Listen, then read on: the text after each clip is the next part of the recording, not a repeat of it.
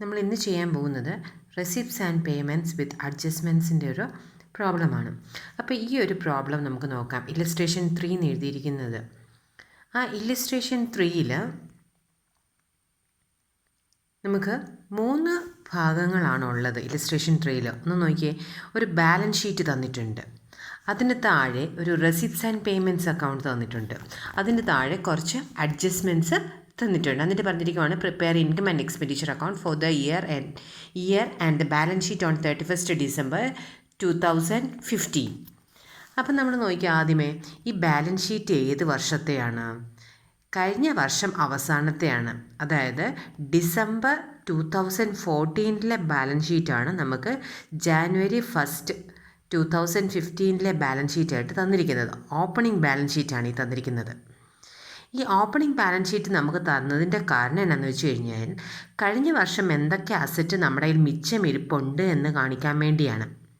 കഴിഞ്ഞ വർഷത്തെ മിച്ചം ക്യാപിറ്റൽ, അതാണ് ക്യാപിറ്റൽ ഫണ്ടായിട്ട് എഴുതിയിരിക്കുന്നത്. കഴിഞ്ഞ വർഷത്തെ മിച്ചം ക്യാഷ്, അതുപോലെ തന്നെ കഴിഞ്ഞ വർഷം stock, printing and stationery stock എത്ര മിച്ചമുണ്ട്, കഴിഞ്ഞ വർഷത്തെ ഫർണിച്ചർ എത്ര മിച്ചമുണ്ട്, ഇതെല്ലാം കാണിക്കാൻ വേണ്ടിയാണ്. അത് ഈ വർഷത്തെ ബാലൻസ് ഷീറ്റ് എഴുതുമ്പോൾ നമുക്ക് എഴുതണ്ടേ? അതിനുവേണ്ടിയാണ് നമുക്ക് കഴിഞ്ഞ വർഷത്തെ ബാലൻസ് ഷീറ്റ് നമുക്ക് തന്നിരിക്കുന്നത്.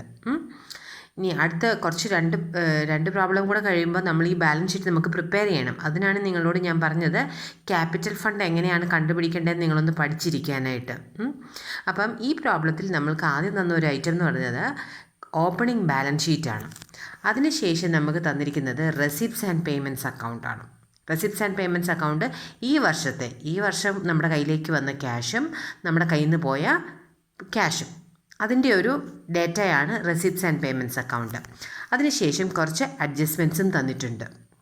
ഈ അഡ്ജസ്റ്റ്മെൻറ്റ്സ് ഇപ്പോൾ ഇത്രയും കാര്യങ്ങൾ വെച്ചാണ് നമ്മൾ income and expenditure account prepare ചെയ്യേണ്ടത്. നിങ്ങൾക്ക് 3 കാര്യം പിടികിട്ടിയെന്ന് തോന്നുന്നു. ആദ്യത്തേത് ഈ ഓപ്പണിംഗ് ബാലൻസ് ഷീറ്റാണ്. ഓപ്പണിംഗ് ബാലൻസ് ഷീറ്റാണ്. ഈ ഓപ്പണിംഗ് ബാലൻസ് ഷീറ്റ് ഞാൻ പറഞ്ഞായിരുന്നു നമ്മൾ ഉണ്ടാക്കേണ്ടി വരും. അതിന് പറയുന്ന പേരാണ് statement of affairs. Capital fund കണ്ടുപിടിക്കാൻ വേണ്ടി നമ്മൾ ഓപ്പണിംഗ് ബാലൻസ് ഷീറ്റ് ഉണ്ടാക്കണമെങ്കിൽ സ്റ്റേറ്റ്മെൻറ്റ് ഓഫ് അഫയേഴ്സ് എന്ന് പറയും. അത് നമ്മൾ കണ്ടുപിടിക്കണം. ഈ പ്രോബ്ലത്തിൽ വേണ്ട, പക്ഷേ ഇനി വരുന്ന പ്രോബ്ലത്തിൽ.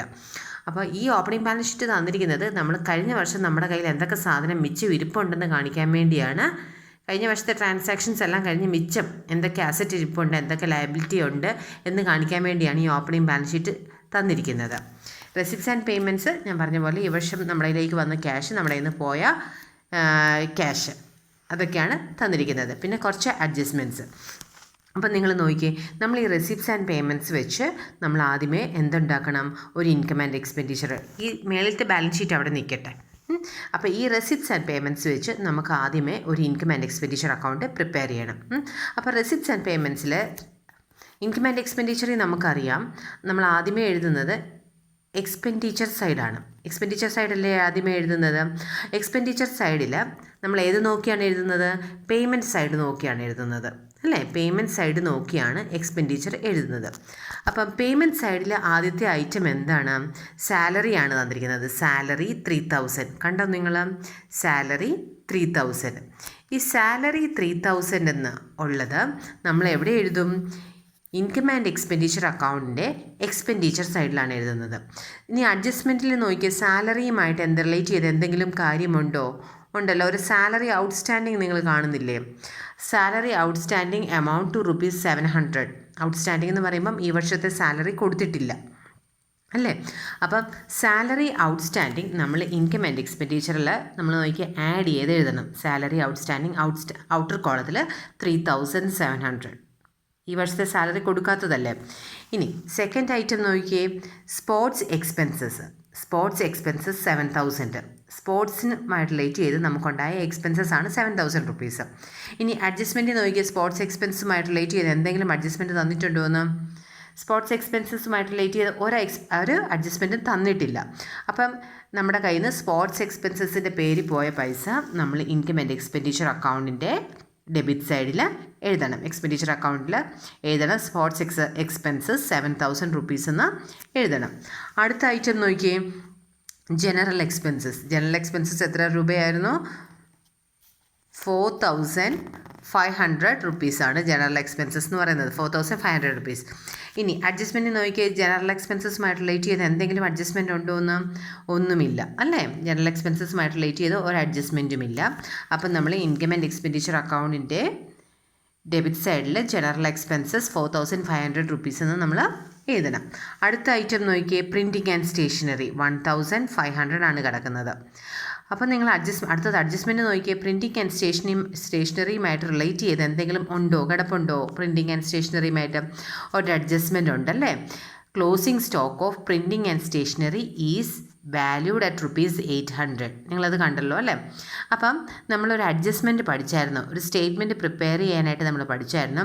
സ്റ്റേഷനറി കൺസ്യൂംഡ്, ആ ഒരു സംഭവമാണ് ഇവിടെ നമ്മൾ കാണേണ്ടത്.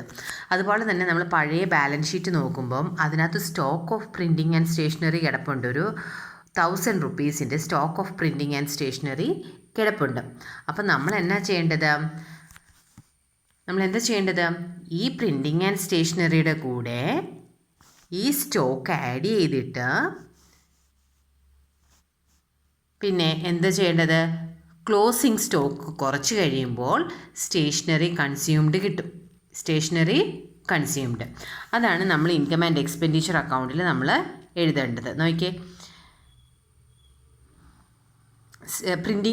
പ്രിൻറ്റിംഗ് പെയ്ഡ് നോക്കിയേ, ഓപ്പണിംഗ് ബാലൻസ് ഓപ്പണിംഗ് സ്റ്റോക്ക് അല്ല, നമ്മൾ റെസിപ്റ്റ്സ് ആൻഡ് പേയ്മെൻറ്റ്സിൻ്റെ 1500 പ്രിൻറ്റിംഗ് പെയ്ഡ് കണ്ടല്ലോ നിങ്ങളല്ലേ. 1500 എഴുതി, അതിൻ്റെ കൂടെ ആഡ് ഓപ്പണിംഗ് സ്റ്റോക്ക് നിങ്ങൾക്ക് എവിടെ നിന്നാണ് കിട്ടിയത്? ഓപ്പണിംഗ് ബാലൻസ് ഷീറ്റിനകത്തു നിന്നാണ് കിട്ടിയിരിക്കുന്നത്. അപ്പോൾ ഓപ്പണിംഗ് ബാലൻസ് ഷീറ്റ് എന്തിനാണ് പ്രിപ്പയർ ചെയ്യുന്നതെന്ന് നമുക്ക് തന്നതെന്ന് മനസ്സിലായോ? കഴിഞ്ഞ വർഷത്തെ മിച്ചം കാര്യങ്ങളൊക്കെ അതിനകത്താണ് ഉള്ളത്. ആ ഓപ്പണിംഗ് ബാലൻസ് ഷീറ്റിനകത്തുനിന്ന് 1000 റുപ്പീസ് എടുത്തു. അതുപോലെ തന്നെ അഡ്ജസ്റ്റ്മെൻറ്റിനകത്തുനിന്ന് നമുക്ക് ക്ലോസിംഗ് സ്റ്റോക്ക് കിട്ടി. ആ ക്ലോസിംഗ് സ്റ്റോക്കും കൂടെ കുറച്ച് കഴിഞ്ഞപ്പോൾ നമുക്ക് ഔട്ടർ കോളത്തിൽ എഴുതേണ്ട എമൗണ്ട് കിട്ടി, 1700 റുപ്പീസ്.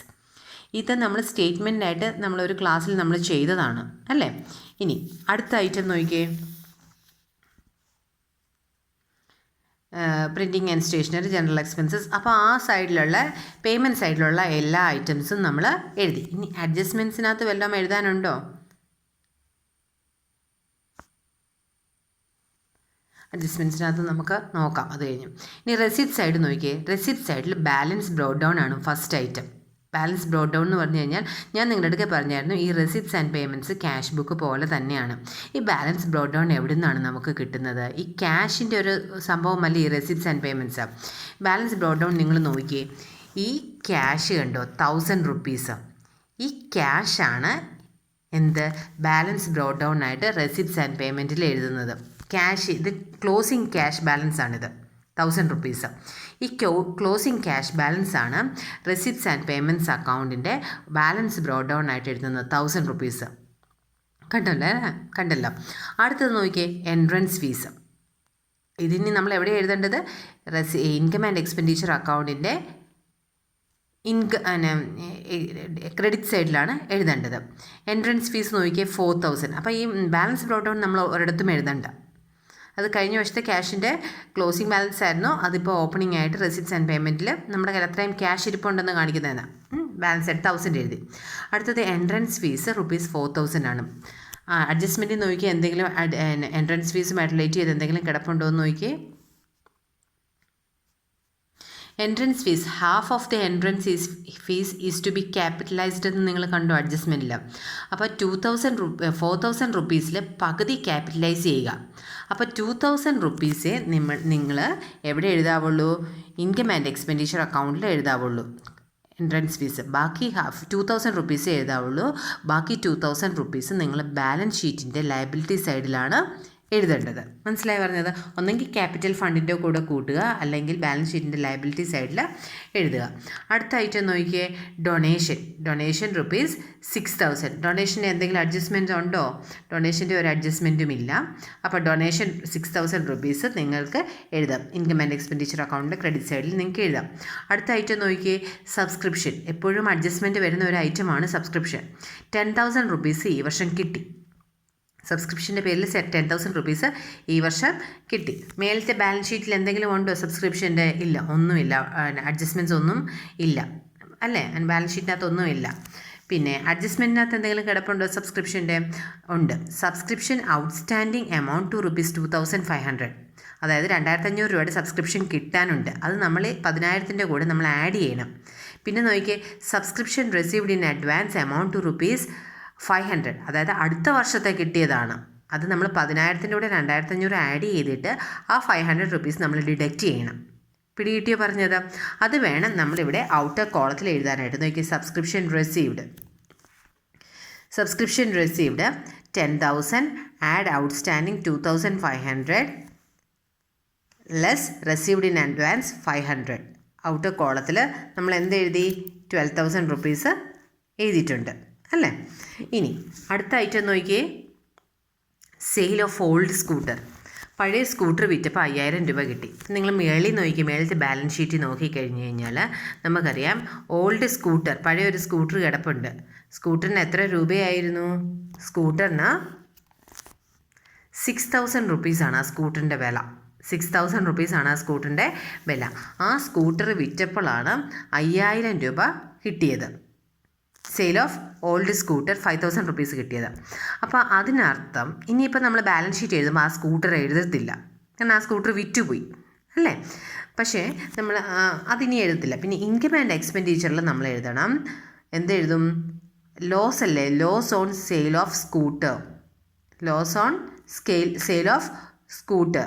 ഒരു 5ാമത്തെ ഐറ്റം നോക്കിയാൽ loss on sale of scooter 6,000 minus 5,000 ₹1,000 എഴുതി അല്ലേ? Profit on sale of scooter ആയിരുന്നെങ്കിൽ ഇൻകം ആൻഡ് എക്സ്പെൻഡിച്ചർ അക്കൗണ്ടിൻ്റെ ക്രെഡിറ്റ് സൈഡിൽ വന്നേനെ. അപ്പോൾ ഇനി നമുക്ക് ബാലൻസ് ഷീറ്റിൽ എഴുതാനായിട്ട്, പുതിയ ബാലൻസ് ഷീറ്റിൽ എഴുതാനായിട്ട് സ്കൂട്ടർ നമ്മളിനി എഴുതണ്ട, കാരണം അത് വിറ്റുപോയി. മിച്ചം സ്കൂട്ടറിൻ്റെ ഒരു എമൗണ്ടും കിടപ്പില്ല. അപ്പോൾ അതിന് സ്കൂട്ടറിൽ നിന്നുള്ള കാര്യം നമ്മളിനി പുതിയ ബാലൻസ് ഷീറ്റിൽ നമ്മൾ എഴുതില്ല. ഇനി എന്തെങ്കിലും ഐറ്റം നമുക്ക് എഴുതാനുണ്ടോ? നോക്കിയേ, സെയിൽ ഓഫ് സ്കൂട്ടേഴ്സ്, സബ്സ്ക്രിപ്ഷൻ എല്ലാം എഴുതി. ഇനി അഡ്ജസ്റ്റ്മെൻറ്റ് നമ്മൾ നോക്കിയേ, സബ്സ്ക്രിപ്ഷൻ ഔട്ട്സ്റ്റാൻഡിങ് നമ്മൾ എഴുതി, സബ്സ്ക്രിപ്ഷൻ റിസീവ്ഡ് ഇൻ അഡ്വാൻസ് എഴുതി, ഡിപ്രീഷിയേറ്റ് ഫർണിച്ചർ ബൈ 20%. അടുത്ത അഡ്ജസ്റ്റ്മെൻറ്റ് നോക്കിയേ, ഡിപ്രീഷിയേറ്റ് ഫർണിച്ചർ ബൈ 20%. അപ്പോൾ ഫർണിച്ചർ നമുക്ക് ഈ പുതിയ ഫർണിച്ചർ ഒന്നും വാങ്ങിച്ചിട്ടില്ല. പുതിയ ഫർണിച്ചർ വാങ്ങിച്ചിട്ടുണ്ടായിരുന്നെങ്കിൽ റെസീപ്റ്റ്സ് ആൻഡ് പേയ്മെൻറ്റ്സ് അക്കൗണ്ടിൽ കിടപ്പുണ്ടായിരുന്നേനെ.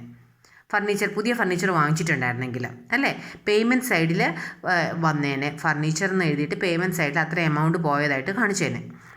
അപ്പോൾ പുതിയ ഫർണിച്ചർ വാങ്ങിക്കാത്തതുകൊണ്ട് പഴയ ഫർണിച്ചർ, എത്ര രൂപയുടെ ഫർണിച്ചർ കിടപ്പുണ്ട്? ഒരു ₹5,000 ഫർണിച്ചർ കിടപ്പുണ്ട്. ആ ഫർണിച്ചറിൻ്റെ ഡിപ്രീസിയേഷനാണ് 20% എന്ന് പറഞ്ഞ് കാണിച്ചിരിക്കുന്നത്. ഡിപ്രീസിയേറ്റ് ഫർണിച്ചർ ബൈ 20% അഡ്ജസ്റ്റ്മെൻറ്റിനകത്ത് കാണിച്ചിരിക്കുന്നത്. അപ്പം ഫർണിച്ചർ ഡിപ്രീസിയേഷൻ ഓൺ ഫർണിച്ചർ എന്ന് പറഞ്ഞ് നമ്മൾ കാണിക്കണം. നോക്കിയേ, ഫർണിച്ചർ ഡിപ്രീസിയേഷൻ ഫർണിച്ചർ 20% ഓഫ് ₹1,000 ഉണ്ടോ? അപ്പം ഇത്രയെല്ലാം നമ്മളെല്ലാം ഇനി അഡ്ജസ്റ്റ്മെൻറ്റ്സ് വല്ലതും ഉണ്ടോ നോക്കിയാൽ, സാലറി ഔട്ട്സ്റ്റാൻഡിങ് നമ്മൾ എഴുതിയതാണ്. Half of the entrance fees is to be capitalised, അത് നമ്മൾ കണ്ടതാണ്. Closing stock of printing and stationery, അത് നമ്മൾ അഡ്ജസ്റ്റ് ചെയ്തതാണ്. അപ്പം ഇനി നമുക്ക് ഇൻകം ആൻഡ് എക്സ്പെൻഡിച്ചർ നമുക്കൊന്നും അഡ്ജസ്റ്റ് ചെയ്യാനില്ല. അപ്പം നമ്മൾ ഡെബിറ്റ് സൈഡും ക്രെഡിറ്റ് സൈഡും കൂടെ നമ്മൾ ബാലൻസ് ചെയ്യണം. ബാലൻസ് ചെയ്തിട്ട് നമുക്ക് കിട്ടുന്ന സർപ്ലസ് ആണെങ്കിൽ നമ്മൾ എക്സ്പെൻഡിച്ചർ സൈഡിൽ എഴുതണം, ഡെഫിസിറ്റ് ആണെങ്കിൽ നമ്മൾ ഇൻകം സൈഡിൽ എഴുതണം. അപ്പം ഇവിടെ സർപ്ലസ് ആയിരുന്നു, excess of income over expenditure. ഇനി നമ്മൾ അടുത്തത് എന്താണ് ചെയ്യേണ്ടത്? അടുത്തത് നമ്മൾ ബാലൻസ് ഷീറ്റ് പ്രിപ്പയർ ചെയ്യണം.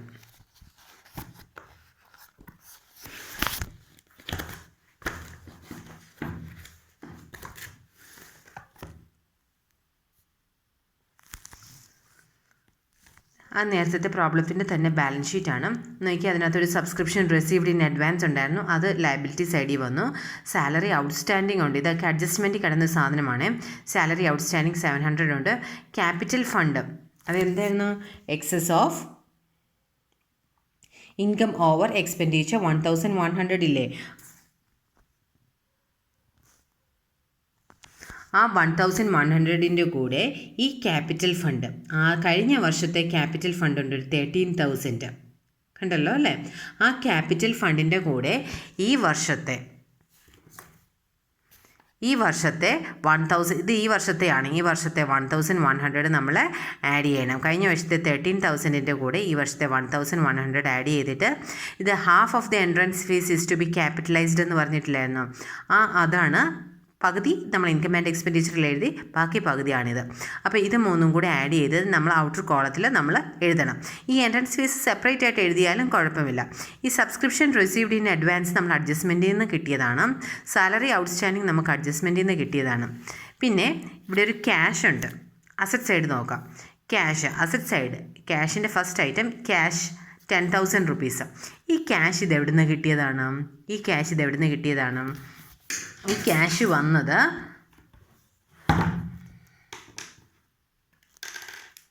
ഇത് നോക്കിയേ, റെസിപ്റ്റ്സ് ആൻഡ് പേയ്മെൻറ്റ്സ് അക്കൗണ്ടിൻ്റെ ഇത് നോക്കിയേ, ഇത് ഈ വർഷത്തെ റെസിപ്റ്റ്സ് ആൻഡ് പേയ്മെൻറ്റ്സ് അക്കൗണ്ടാണ്. ഈ റെസിപ്റ്റ്സ് ആൻഡ് പേയ്മെൻറ്റ്സ് അക്കൗണ്ടിൻ്റെ ക്ലോസിംഗ് ബാലൻസ് ക്യാരി ഡൗൺ ആണ് ഈ 10,000 എന്ന് പറയുന്നത്. ഈ 10,000 ആണ് നമ്മളിവിടെ ക്യാഷ് എന്ന് പറഞ്ഞ് എഴുതേണ്ടത്. 10,000 rupees. അപ്പോൾ അത് ഓർത്തിരിക്കുക. ക്യാഷ് എന്ന് പറഞ്ഞ് എഴുതേണ്ട ഐറ്റം ഏതാണ്? അപ്പോൾ നിങ്ങൾ ബാലൻസ് ഷീറ്റ് പ്രിപ്പയർ ചെയ്യുമ്പോൾ ആദ്യം തന്നെ ക്യാഷ് എടുത്ത് എഴുതിക്കോണം. ക്യാഷ് എവിടെ നിന്നാണ് കിട്ടുന്നത്? റെസിപ്റ്റ്സ് ആൻഡ് പേയ്മെൻറ്റ്സ് അക്കൗണ്ടിൻ്റെ ക്ലോസിംഗ് ബാലൻസ് ആണ്. ബാലൻസ് ക്യാരി ഡൗൺ ആയിട്ട് അല്ലെങ്കിൽ ബാലൻസ് ബ്രോ ഡൗൺ ആയിട്ട് കിടക്കുന്നതാണ് ഈ വർഷത്തെ ക്ലോസിംഗ് ക്യാഷ് ബാലൻസ് ആണ് ബാലൻസ് ഷീറ്റിൻ്റെ അസറ്റ് സൈഡിൽ വരുന്ന ക്യാഷ് എന്ന് പറയുന്നത്. ഓപ്പണിംഗ് ക്യാഷ് ആയിട്ട് receipts and payment opening cash balance കിടക്കുന്നത് കഴിഞ്ഞ വർഷത്തെ ബാലൻസ് ഷീറ്റിൻ്റെ ക്യാഷ് ആയിരിക്കും. പിടികിട്ടിയോ? ഇത് സ്റ്റോക്ക് ഓഫ് സ്റ്റേഷനറി നമുക്ക് അഡ്ജസ്റ്റ്മെൻറ്റിൽ നിന്ന് കിട്ടിയതാണ്. സ്റ്റോക്ക് ഓഫ് ഉപയോഗിക്കാത്ത സ്റ്റേഷനറി. ഔട്ട്സ്റ്റാൻഡിങ് സബ്സ്ക്രിപ്ഷൻ നമുക്ക് അഡ്ജസ്റ്റ്മെൻറ്റിൽ നിന്ന് കിട്ടിയതാണ്. Furniture less depreciation 20% depreciation provide ചെയ്യേണ്ടായിരുന്നോ? അതാണിത്.